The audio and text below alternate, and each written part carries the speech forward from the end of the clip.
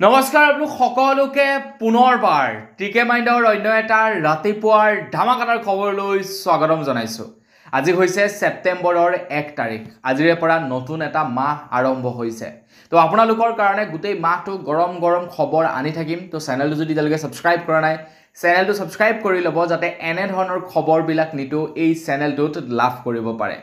তো অন্য দিনৰ দৰে আজিও আপোনালোকৰ বাবে দেশ বিদেশৰ বহুকেইটা গুৰুত্বপূৰ্ণ খবৰ লৈ আহিছোঁ। ভিডিঅ'টো প্ৰথমৰ পৰা শেষলৈকে চাই থাকিব আৰু খবৰকেইটা চাই যদি আপোনালোকৰ অকণমান হ'লেও ভাল লাগে আগতীয়াকৈ এটা সৰু ৰিকুৱেষ্ট লাইক এটা কৰি থৈ যাবলৈ কিন্তু নাপাহৰিব। আগবাঢ়িছোঁ প্ৰথমটো খবৰ ফালে। আজিৰ প্ৰথম খবৰতে ওলাইছে আমাৰ অসমত থকা বেংগলী ডি ভোটাৰসকলৰ ওপৰত।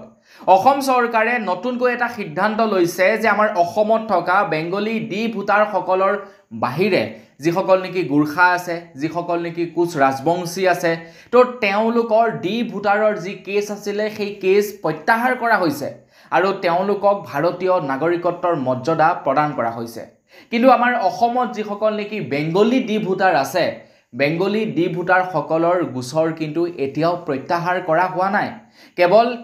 গোৰ্খা আৰু যিসকল নেকি কোচ ৰাজবংশী আছে তেওঁলোকৰ গোচৰহে প্ৰত্যাহাৰ কৰিছে। অৱশ্যে 22 জুলাই তাৰিখৰ দিনাখন অসম চৰকাৰে সিদ্ধান্ত লৈছিলে যে আমাৰ অসমত যিমান ডি ভোটাৰ আছে প্ৰত্যেকৰ ডি ভোটাৰ গোচৰ প্ৰত্যাহাৰ কৰা হ'ব বুলি ঘোষণা কৰি দিছিলে। কিন্তু আমাৰ অসমত চাৰিওফালে হুলস্থুল লাগিলে। অসমৰ যিমানবিলাক নেকি পলিটিকেল পাৰ্টি আছে, আমাৰ অসমৰ যিমানকেইটা নেকি আপোনাৰ দল সংগঠন আছে প্ৰত্যেকেই প্ৰতিবাদ সাব্যস্ত কৰিলে। তাৰ পাছত অসম চৰকাৰে সিদ্ধান্ত ল'লে যে গোৰ্খা আৰু কোচ ৰাজবংশীসকলৰ কেৱল ডি ভোটাৰৰ গোচৰহে প্ৰত্যাহাৰ কৰা হ'ব,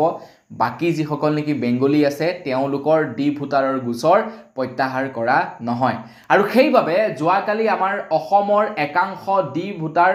বেংগলী ডি ভোটাৰে প্ৰতিবাদ সাব্যস্ত কৰিছে বিজেপি চৰকাৰৰ ওপৰত। তেওঁলোকৰ ওপৰতো লাগি থকা বেংগলী ডি ভোটাৰৰ যি নেকি টেগ, সেই টেগটো আঁতৰাই দিব লাগে। মানে যিসকল হিন্দু বেংগলী আছে তেওঁলোকৰ ওপৰত যি নেকি ডি ভোটাৰৰ টেগ লাগি আছে সেই তেওঁলোককো প্ৰত্যাহাৰ কৰিব লাগে। তো দেখা যাওক মন্ত্ৰী হিমন্ত বিশ্ব শৰ্মাদেৱে এই সম্পৰ্কত কেনেধৰণৰ সিদ্ধান্ত লয়। মোৰ মতে হয়তো অসম চৰকাৰেও অকণমান ভয় কৰিছে, কাৰণ নিৰ্বাচন আহি আছে। নিৰ্বাচনৰ পূৰ্বে চৰকাৰে ৰিস্ক ল'ব বিচৰা নাই, কাৰণ গোৰ্খা আৰু ৰাজবংশীসকলৰ ডি ভোটাৰ আঁতৰাই দিয়াৰ লগে লগে কোনো মানে যিমানবিলাক নেকি দল সংগঠন আছে তো তেওঁলোকে এটাও মাত মতা নাই, কৈছে ঠিক আছে অ'কে আমি ইয়াত মাত মাতি লগা একো নাই। কিন্তু বেংগলীসকলৰ পৰা যদি ডি ভোটাৰ আঁতৰাই দিয়ে তেনেহ'লে মোৰ বোধেৰে গোটেই আমাৰ অসমৰ যিমানখিনি নেকি দল সংগঠন আছে প্ৰত্যেকে হয়তো আকৌ এবাৰ গৰজি উঠিব। গতিকে সেইবাবে মন্ত্ৰী হিমন্ত বিশ্ব শৰ্মাদেৱে হয়তো ৰিস্ক ল'ব বিচৰা নাই আগন্তুক নিৰ্বাচনৰ পূৰ্বে। আগবাঢ়িছোঁ ইয়াৰ পাছৰটো খবৰ ফালে। ইয়াৰ পাছৰ খবৰটো ওলাই পৰিছে কৰিশ্মা নাথৰ ওপৰত। আপোনালোকেতো নিশ্চয় কৰিশ্মা নাথক চিনি পায়। তো কৰিশ্মা নাথৰ বিৰুদ্ধে এতিয়া এখন FIR ৰুজু কৰা হৈছে, এখন এজাহাৰ দাখিল কৰা হৈছে। তো কৰিশ্মা নাথে ৰিচেণ্টলি তেখেতৰ নাগাৰা নামত বিষ্ণুপ্ৰসাদ ৰাভাৰ এটা কালজয়ী গীতক নাগাৰা নামৰ তালে তালে পৰিৱেশন কৰিছিলে, আৰু যিটো এতিয়া একাংশ লোকে ভাল পোৱা নাই, যাৰ বাবে নেকি এতিয়া অসমীয়া যুৱ মঞ্চৰ তৰফৰ পৰা কৰিশ্মা নাথৰ এগেইনষ্টত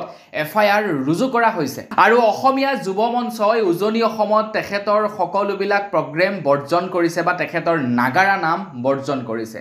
এতিয়া কৰিশ্মা নাথৰ বিৰুদ্ধে যিখন নেকি এজাহাৰ দাখিল কৰা হৈছে সেই এজাহাৰৰ ভিত্তিত হয়তো এতিয়া কৰিশ্মা নাথক আৰক্ষীয়ে তলব কৰিবও পাৰে। আগবাঢ়িছোঁ ইয়াৰ পাছৰটো খবৰ ফালে। ইয়াৰ পাছৰ খবৰটো ওলাই পৰিছে বোকাজানৰ পৰা। বোকাজানত এজন বিদ্যুৎ কৰ্মীৰ যোৱাকালি মৃত্যু হয়। খবৰ লোৱা অনুসৰি বিদ্যুৎ কৰ্মীজনে কাম কৰি থকাৰ অৱস্থাতে কাৰেণ্টত লাগি মৃত্যু হয় বুলি খবৰ ওলাই পৰিছে।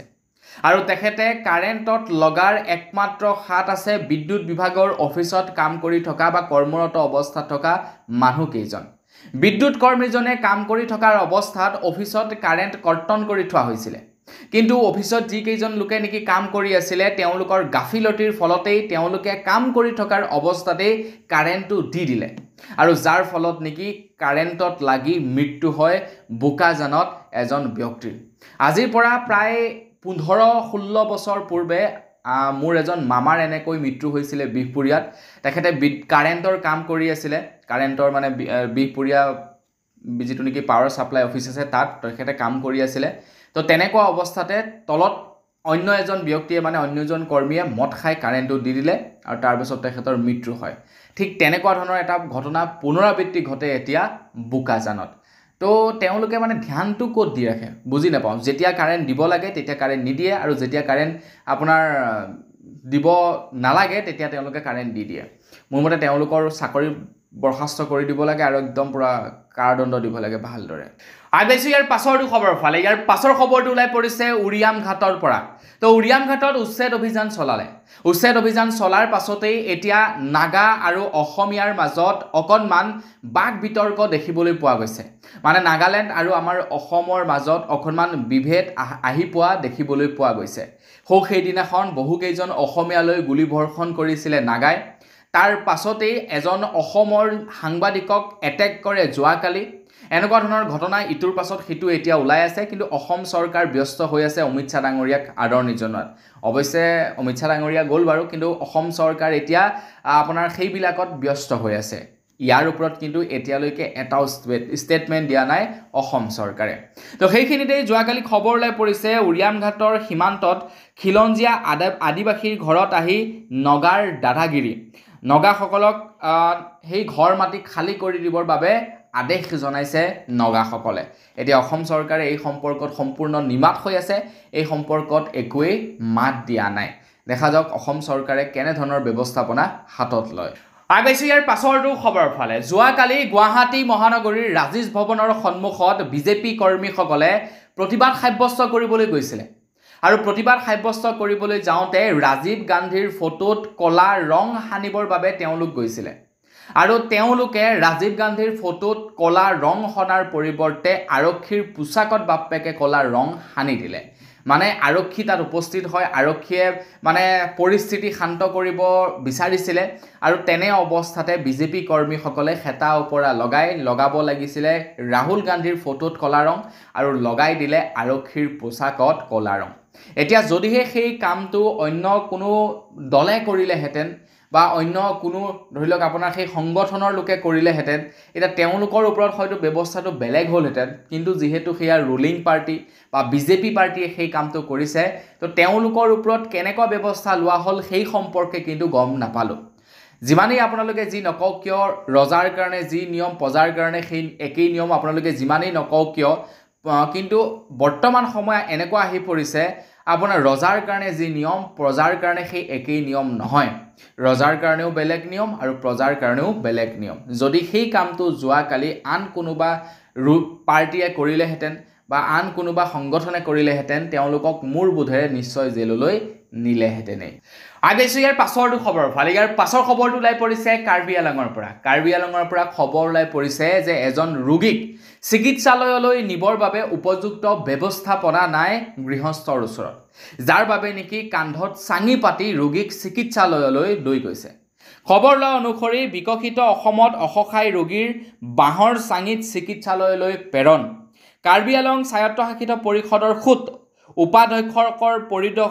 পৰিষদীয় সমষ্টিৰ এই অৱস্থা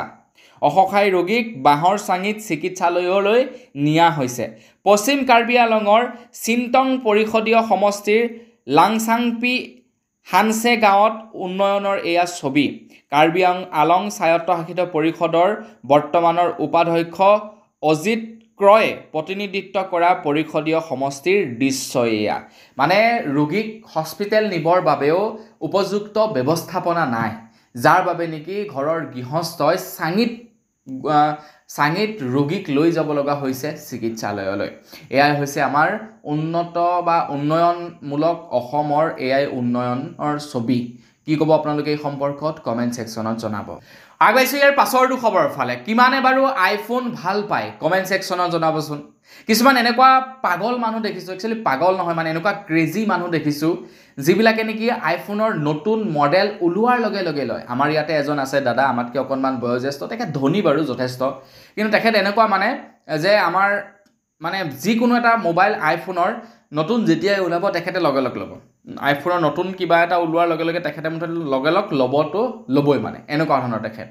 মানে বিৰাট ক্ৰেজি মানুহ আছে কিন্তু দেই আপোনালোকো তেনেকুৱা নি বাৰু কমেণ্ট ছেকশ্যনত জনাবচোন ওলোৱাৰ লগে লগে মানে লোৱা মই কিন্তু তেনেকুৱা নহয় মই সিৰিয়াসলি কৈছো মই স্যামসাং বহুত ভাল পাওঁ মোৰ ঘৰত চলাই আইফোন চলাই বাৰু নচলোৱা তেনেকুৱা নহয় কিন্তু মই বৰ বিশেষ ভাল নাপাওঁ মই স্যামসাং মোৰ কাৰণে মানে বেষ্ট মই খুব ভাল পাওঁ স্যামসাং চলাই ভাল লাগে ভিডিও কোৱালিটি ফটো বিলাক ভাল লাগে কিবা এটা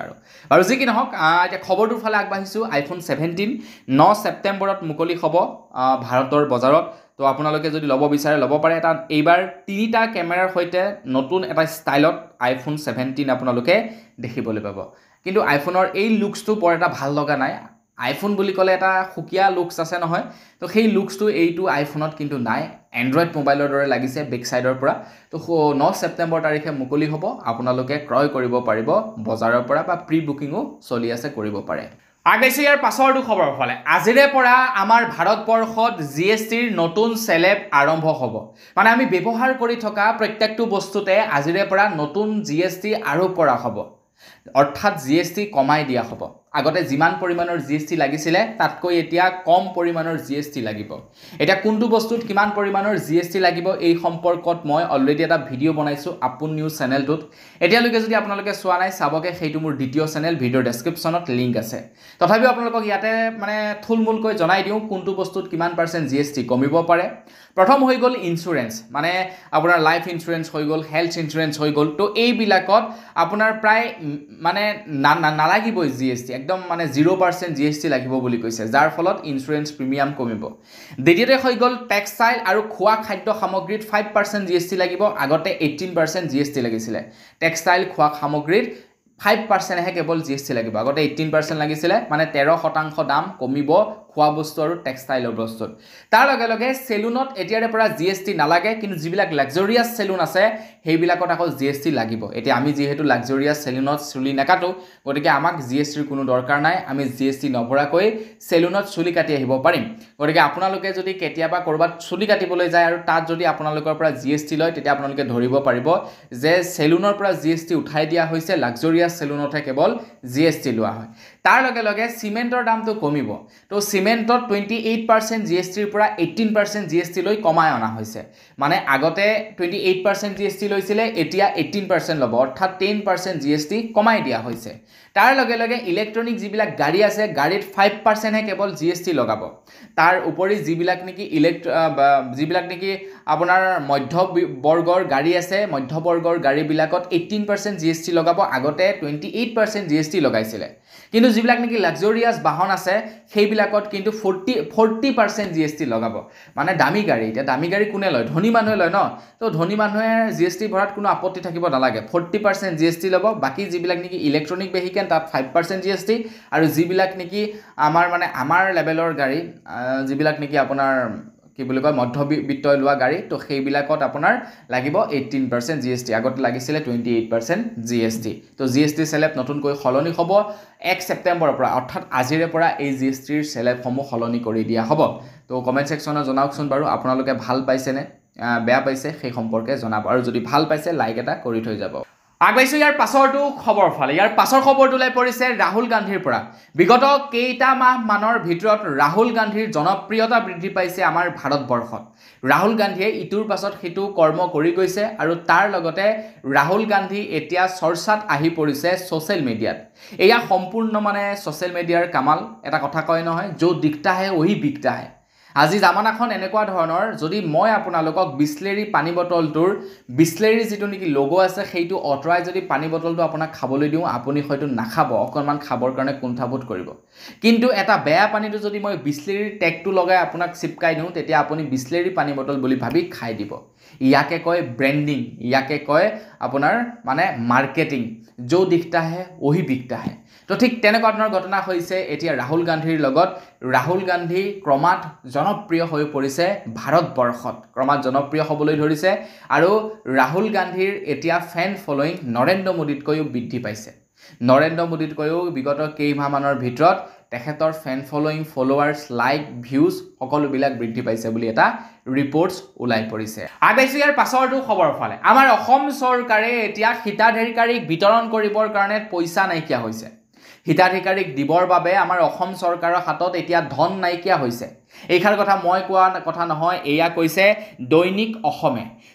অসমে প্ৰকাশ কৰা এটা তথ্য অনুসৰি বিগত 5 মাহে হেনো আমাৰ অসম চৰকাৰে কেন্দ্ৰ চৰকাৰৰ পৰা পাব লগা যি নেকি টেক্স সেই টেক্স লাভ কৰা নাই বুলি জনাইছে আৰু যাৰ ফলত নেকি এতিয়া হিতাধিকাৰীক দিবৰ বাবে পইচা নোহোৱা হৈছে অসম চৰকাৰৰ হাতত এয়া কথা মই কোৱা কথা নহয় কাৰণ আমাৰ অসম চৰকাৰে যি নেকি টেক্স লাভ কৰিব লাগে কেন্দ্ৰ চৰকাৰৰ ফালৰ পৰা এতিয়া বস্তুবিলাকৰ টেক্সটো লয় ন তো সেই টেক্সত কেৱল কেন্দ্ৰ চৰকাৰে গোটেইখিনি নলয় যেনে জিএসটি গোটেইখিনি কেন্দ্ৰ চৰকাৰে লৈ নলয় তাতে আপোনাৰ অসম চৰকাৰো থাকে তো অসম চৰকাৰে পাব লগা যে জিএসটি সেয়া পোৱা নাই কেন্দ্ৰ চৰকাৰৰ ফালৰ পৰা যাৰ কাৰণে অসম চৰকাৰৰ মানে অসুবিধা হৈ গৈছে আৰু সেইবাবে এতিয়া আঁচনিৰ ধন বিলাবৰ বাবে ঝামেলা আহি পৰিছে আগবাইছে ইয়াৰ পাছৰটো খবৰৰ ফালে কেইদিনমানৰ পৰা আমাৰ অসমত সঘনাই বাংলাদেশীক আটক কৰা হৈছে মানে অসম বাংলাদেশৰ সীমান্তত বাংলাদেশীক আটক কৰিছে আৰু বাংলাদেশীসকলক আটক কৰি পুনৰ পুছবেক কৰি দিয়া হৈছে এই তথ্য আমি দেখিবলৈ পাওঁ অসমৰ মুখ্যমন্ত্ৰী ডক্টৰ হিমন্ত বিশ্ব শৰ্মা দেৱৰ ফেচবুক পোষ্টত যদি আপুনি তেখেতক ফলো কৰে গম পাব নিশ্চয় প্ৰত্যেক দিনাই বুলি ক'লেও বেয়া নহয় বাংলাদেশীক আটক কৰে আৰু বাংলাদেশীক পুনৰ পুছবেক কৰি থৈ আহে এটা খবৰ লৈ পৰিছে মন্ত্ৰী হিমন্ত বিশ্ব শৰ্মা দেৱে কৈছে যে বাংলাদেশীক আটক কৰিব পৰাৰ একমাত্ৰ মানে কাৰণ হৈ পৰিছে আমাৰ অসমে সীমান্তত এতিয়া মানে সেই ব্যৱস্থাপনা কৰিছে আৰক্ষীৰ মানে মজুত ৰাখিছে যাৰ ফলত নেকি বাংলাদেশী সোমাই আহিবলৈ বিচাৰিলে তেওঁলোকক আটক কৰা হয় আৰু তেওঁলোকক পুছবেক কৰি দিয়া হয় আগবাইছে ইয়াৰ পাছৰটো খবৰ ফালে ইয়াৰ পাছৰ খবৰটো ওলাই পৰিছে লখিমপুৰৰ নাওবৈচাৰ পৰা খবৰ ওলাই পৰিছে আগন্তুক 15 দিনৰ ভিতৰত লখিমপুৰৰ নাওবৈচাত আকৌ উচ্ছেদ অভিযান চলিব বুলি জনাইছে উচ্ছেদ অভিযানৰ এতিয়া জাননী নাওবৈচা সমষ্টিৰ যিসকল লোকক উচ্ছেদ কৰা হ'ব তেওঁলোকৰ হাতে হাতে পৰি গৈছে আৰু তেওঁলোকৰ হাতত উচ্ছেদৰ নোটিছ পাই যোৱাৰ লগে লগে তেওঁলোকে এতিয়া অসম চৰকাৰক আহ্বান জনাইছে যে আমাক মাটি দিয়ক নহলে গুলি কৰক আমি জন্তু নহয় আমি ফুটবল নহয় আমাক জিয়াই থাকিবলৈ দিয়ক মামা নাওবৈচাত পুনৰ উচ্ছেদৰ জাননী 15 দিনৰ ভিতৰত খালি কৰিব লাগিব শিবিৰ হাতে হাতে কাগজ লৈ ওলাই আহিল এতিয়া নাওবৈচাৰ উচ্ছেদিত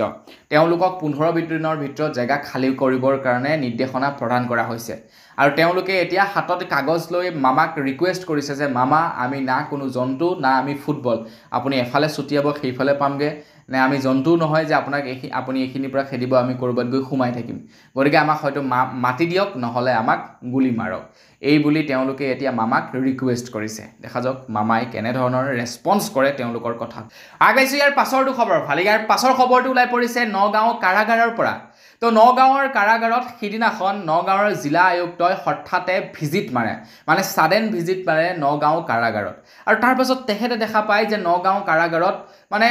ড্ৰাগছৰ ৰমৰহমীয়া বেহা চলি আছে ড্ৰাগছৰ বেপাৰ চলি আছে আৰু তাৰ পাছতেই তেখেতে 24 ঘণ্টাৰ ভিতৰতে একশন লয় নগাঁও কেন্দ্ৰীয় কাৰাগাৰৰ অধীক্ষক মুকুল ভূঞাক আটক কৰিছে কেন্দ্ৰীয় কাৰাগাৰৰ ভিতৰত অবৈধ বেহাৰ তথ্য পোহৰলৈ আহিছিল নগাঁৱৰ জিলা আয়ুক্তৰ সাডেন ভিজিটত কয়দিক নিষিদ্ধ সামগ্ৰী যোগানৰ অভিযুক্ত কেন্দ্ৰীয় কাৰাগাৰৰ 2 কৰ্মচাৰী উপেন হাজৰিকা আৰু বিৰাজ পতংগিয়াক গ্ৰেফতাৰ ইতিমধ্যে কৰিছে কিন্তু যিজন নেকি আপোনাৰ অধীক্ষক আছিলে তেখেত মানে পলাই আছিলে কিন্তু তেখেতকো এতিয়া আটক কৰা হৈছে চাওক মানে ইয়ৰ ভিতৰত কাৰাগাৰৰ ভিতৰত জেলৰ ভিতৰত ড্ৰাগছৰ বেপাৰ এই যে ফিল্মবিলাকত দেখা পাওঁ সেই ঘটনাবিলাক মানে আৰু আগবাইছে ইয়াৰ পাছৰটো খবৰ ফালে আমাৰ অসমত লাখ লাখ বিঘা মাটি বেদখলকাৰীয়ে দখল কৰি আছে মানে বিভিন্ন লোকে দখল কৰি আছে লাখ লাখ চৰকাৰী ভূমি আৰু ইতিমধ্যে লাখ লাখ চৰকাৰী ভূমি ইতিমধ্যে উদ্ধাৰ কৰিছে অসম চৰকাৰে অসমৰ মুখ্যমন্ত্ৰী ডক্টৰ হিমন্ত বিশ্ব শৰ্মা দেৱে কৈছে যে আমাৰ অসমৰ মাটি লাখ লাখ বিঘা মাটি বিভিন্নজন লোকে দখল কৰি আছে গতিকে সেইখিনিক যদি মই উচ্ছেদ কৰিবলৈ যাওঁ মোৰ গোটেই জীৱনকাল শেষ হৈ যাব উচ্ছেদ কৰিব নোৱাৰিম কিন্তু তেখেতে কৈছে তথাপিও মই প্ৰত্যেক দিনেই চেষ্টা কৰিম উচ্ছেদ কৰিবৰ কাৰণে মানে যেতিয়ালৈকে মামা থাকিব তেতিয়ালৈকে প্ৰত্যেক দিনাই কৰবাত নহয় কৰবাত উচ্ছেদ চলিব কাৰণ লাখ লাখ বিঘা মাটি চৰকাৰৰ পৰি আছে য'ত নেকি অসমৰ খিলঞ্জীয়া লোকসকল বহি আছে গতিকে তেওঁলোকক তাৰ পৰা উচ্ছেদ কৰিবই লাগিব আগবাইছে ইয়াৰ পাছৰটো খবৰ ফালে ডক্টৰ ভূপেন হাজৰিকা দেৱে কলিয়াবৰৰ যিটো বাসগৃহত নেকি তেখেতে বহুতো কালজয়ী গীত ৰচনা কৰিছিলে সেই বাসগৃহটো এতিয়া অসম চৰকাৰে ক্ৰয় কৰি লৈছে অসম চৰকাৰে এতিয়া 2,51,00,000 টকাত ক্ৰয় কৰিছে বুলি খবৰ ওলাই পৰিছে। খবৰ লোৱা অনুসৰি 2,51,00,000 টকাত অসম চৰকাৰলৈ হস্তান্তৰ ডক্টৰ সুধাকান্ত ভূপেন হাজৰিকাদেৱৰ কলিয়াবৰৰ কুঠৰি। ডক্টৰ ভূপেন হাজৰিকাৰ সাংস্কৃতিক প্ৰকল্পৰ বাবে ঘৰসহ মাটিখিনি ক্ৰয় কৰিলে চৰকাৰে। এই বাসগৃহতে সুধাকণ্ঠ ডক্টৰ ভূপেন হাজৰিকাই ৰচিছিল বহু কালজয়ী গীত। মানে এই ঘৰটোক এতিয়া অসম চৰকাৰে ডক্টৰ ভূপেন হাজৰিকা সাংস্কৃতিক প্ৰকল্পলৈ উন্নীত কৰিব আৰু যাৰ বাবে নেকি এই ঘৰটি অসম চৰকাৰে 2,51,00,000 টকাত ক্ৰয় কৰিছে বুলি খবৰ ওলাই পৰিছে। তো অসম চৰকাৰে লোৱা এই সিদ্ধান্তক একদম সেলিউট জনাইছোঁ, ভাল কাম কৰিছে। এনেধৰণৰ যিবিলাক নেকি আপুৰুগীয়া বস্তু বুলি কৈছোঁ, কাৰণ